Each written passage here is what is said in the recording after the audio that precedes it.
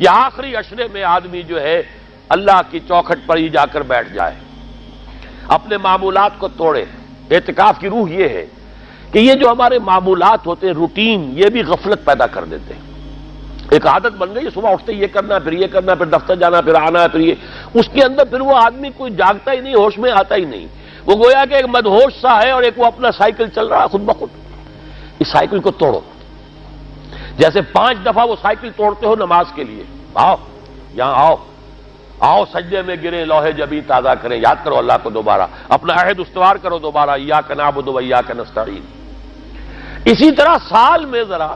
یہ 9-10 دن بھی ایک دفعہ توڑو اپنے روٹین کو، جاؤ وہاں ڈیرا لگا لو مسجد کے اندر اللہ کے در پر، سوائے جو ناگزیر حوائج انسانیاں ہیں، پیشاب وغیرہ کے لیے جانا ہے باہر جاؤ، وضو کرو، پھر آ کے بیٹھ جاؤ۔ محض فرحت حاصل کرنے کے لیے نہانے کی اجازت بھی نہیں ہے۔ غسل واجب ہو گیا ہو تو نہاؤ، ورنہ پھر یہ کہ ہیلے بتاتے ہیں ہمارے علماء کہ وضو کی نیت سے جاؤ غسل کر کے آ جاؤ، اس لیے کہ معلوم ہے کہ آج آدمی کی جو عادت بن گئی ہوئی ہے روزانہ نہ نہائیں تو طبیعت پہ کسل رہتا ہے، لیکن اسی کو تو توڑنا ہے، اسی روٹین کو تو توڑنا ہے۔ اصل میں اجازت نہیں ہے، اصلاً اجازت نہیں ہے۔ آپ جو ہے جو بھی ناگزیر، ہاں اگر آپ کو فرض کیجئے کوئی ایسی شکل ہو گئی ہے، رات کو آخر سوئے تو ہے، سونے میں بدخوابی ہو گئی ہے، نہانا ہے تو جاؤ نہاؤ، ٹھیک ہے، غسل واجب ہے نہاؤ۔ اور یہ کہ پیشاب کی بہانے کی حاجت ہے، جاؤ پوری کرو، وضو کرو، واپس آ کے بیٹھو۔ چاہے یہاں سو، یہاں ذکر کرو، یاد کرو، جو کرو کرو یہاں پہ، لیکن اور اس میں بھی خاموشی ہے۔ وہاں ہمارے ہاں آج کل اس کے اندر بھی بڑے لمبے لمبے چوڑے پروگرام شروع کر دیتے ہیں، لوگ بیٹھے ہیں گپ بازی کر رہے ہیں۔ میں نے خود میدان عرفات میں لوگوں کو تاش کھیلتے دیکھا ہے، تاش عرفات میں۔ میں نے سنا یہاں پر اعتکاف میں تاش کھیلے جاتے۔ آپ بالکل نوجوان چھوکرے، فضیلت سنی اعتکاف کی، ویسے بھی گھر سے بھاگنے کو کچھ جی چاہتا ہی ہے، کچھ دنوں کے لیے نکلے اس گھر سے، مسجد میں آ کے بیٹھ گئے، وہاں پہ گپے بھی ہو رہی ہے، لطیفہ بازی بھی ہو رہی ہے، تاش بھی کھیلے جاتے، یہ اعتکاف ہو رہا ہے۔ یہ اتنی ہلکی شے نہیں ہے اعتکاف، یہ تو اس عبادت کا، رمضان میں جو روح بیدار ہوتی ہے یہ اس کا کلائمیکس ہے، بہت بڑی عبادت ہے، لیکن اس میں لو اللہ کے ساتھ لگی رہے، لوگوں سے نہیں، تنہائی، غور و فکر،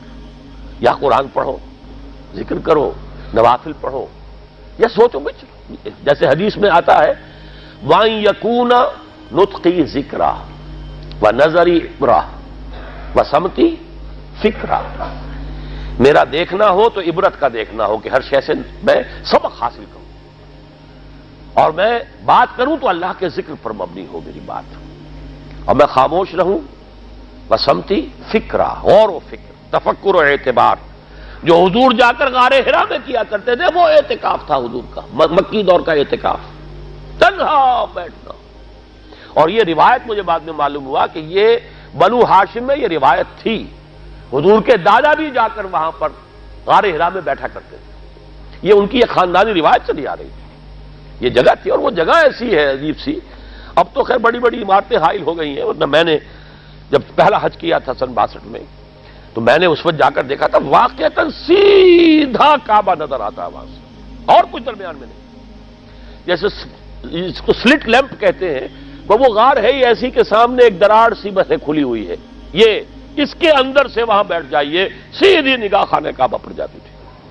تو کعبے کا مراقبہ بھی کیا جا سکتا تھا وہاں بیٹھ کر، دیکھنا، کعبے کو دیکھنا عبادت ہے، اور پھر اس یکسوئی کے ساتھ، کوئی نہیں، کعبے میں ہے تو نہ معلوم کیا کچھ اور ہو رہا ہے، لیکن یہ کہ وہاں تو آپ بیٹھے ہوئے، تو وہ اعتکاف، یہی اعتکاف حضرت موسیٰ نے کیا تھا 40 دن کا، تب تورات ملی تھی، یہی 40 دن کا روزہ کیا رکھا تھا، یہ اگرچہ قرآن میں مذکور نہیں ہے، حضرت موسیٰ کا تو قرآن میں مذکور ہے، حضرت عیسیٰ کا انجیل میں مذکور ہے، 40 روز کا روزہ اور اعتکاف پہاڑوں میں کیا جا کر،